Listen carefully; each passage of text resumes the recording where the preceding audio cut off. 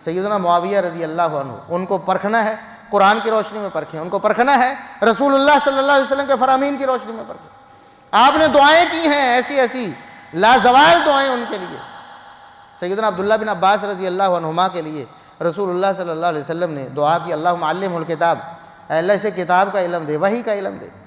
ساری دنیا ان کو مفسر قرآن مانتی ہے کہ اللہ کے رسول کی دعا ہے ان کے ساتھ، تفسیر میں معتبر ہیں،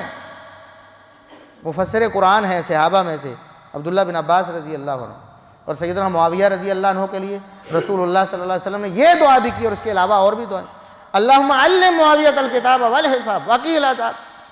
اللہ وحی کا علم بھی دے دے، معاشیات کا علم بھی دے دے، ماہر معاشیات ہیں سیدنا معاویہ رضی اللہ عنہ،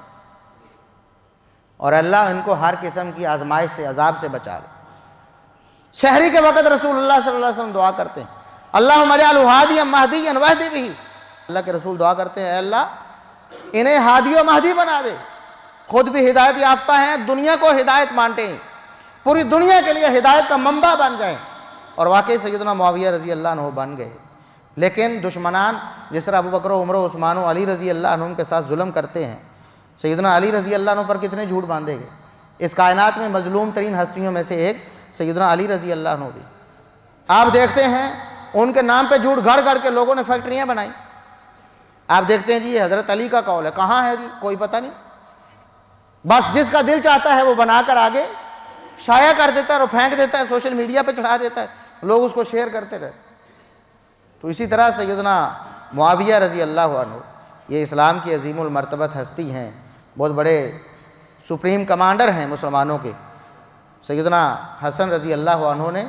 سیدنا علی رضی اللہ عنہ کی شہادت کے بعد بالاتفاق سارے مسلمانوں، ساری دنیا کے سارے مسلمانوں کا سربراہ سیدنا معاویہ رضی اللہ عنہ کو بنایا، ان کے ہاتھ پہ بیعت کی، اور پھر ساری دنیا نے کی، سارے صحابہ نے کی، سارے تابعین جو اس دور میں موجود تھے انہوں نے کی، اور 20 سالہ دور ہے ان کا دور خلافت۔ آپ ایک ذرا برابر بھی اسلام کا نقصان یا پریشانی اسلام پر نہیں ثابت کر اس دور میں، 20 سالہ دور ہے۔ کیوں نہ ہو، نواسہ رسول کا انتخاب ہے نا، نواسہ رسول نے ایسے ہی انتخاب کر لیا تھا، اس لیے انتخاب کیا تھا پورے مسلمانوں کے لیے اتفاق و اتحاد کا پیغام بنے، اور پوری امت کے لیے اور پوری دنیا کے لیے امن کا پیغام بنے، اور واقعی سیدنا معاویہ رضی اللہ عنہ نے ثابت کر دیا۔ ان کے پورے دور خلافت میں سیدنا حسن رضی اللہ عنہ پہلے شہید ہو گئے، لیکن سیدنا حسین رضی اللہ عنہ ان کے پورے 20 سالہ دور خلافت میں موجود رہے، غور سے دیکھتے رہے۔ میں اس بات کو بطور چیلنج بیان کرتا ہوں، لائیں کوئی تاریخ، کوئی سند لائیں، سیدنا حسین رضی اللہ عنہ نواسہ رسول ہے نا، ان کی بہادری میں، ان کی حق گوئی میں کسی کو کوئی شبہ ہے؟ لیکن پورے 20 سال سیدنا معاویہ رضی اللہ عنہ کے ایک کلمہ بھی ان کے خلاف نہیں کہا، یا یہ نہیں کہا کہ آپ خلاف سنت کر رہے ہیں۔ آج سیدنا حسین رضی اللہ عنہ کا نام لینے والے بعض نام نہاد ٹھیکیدار وہ سیدنا معاویہ رضی اللہ عنہ کو برا کہہ رہے ہیں، اور ان کی وفات پر خوشیاں منا رہے ہیں۔ اور یہ بات میں اپنی طرف سے نہیں کہہ رہا کہ شاید میں کچھ جذبات میں ایسی باتیں کہہ رہا ہوں، یہ ان کی معتبر ترین کتابوں میں ہم حوالے پیش کر چکے ہیں، وہ کتابیں دکھا چکے ہیں لوگوں کو، سینکڑوں صدیوں پہلے کی، 400-500 سال پہلے کی کتابیں ہیں، اور ان میں باقاعدہ لکھا ہوا ہے کہ یہ دن 22 رجب ہمارے لیے خوشی کا دن ہے کہ اس میں سیدنا معاویہ رضی اللہ عنہ فوت ہوئے۔ نعوذ باللہ ان کو فرعون لکھا گیا ہے، نعوذ باللہ ثم نعوذ، کہا کہ فرعون مرا ہے تو ہم خوشی مناتے۔ اس لیے مسلمان اور سنی کیوں اپنے آپ نے اپنے ایمان کو آپ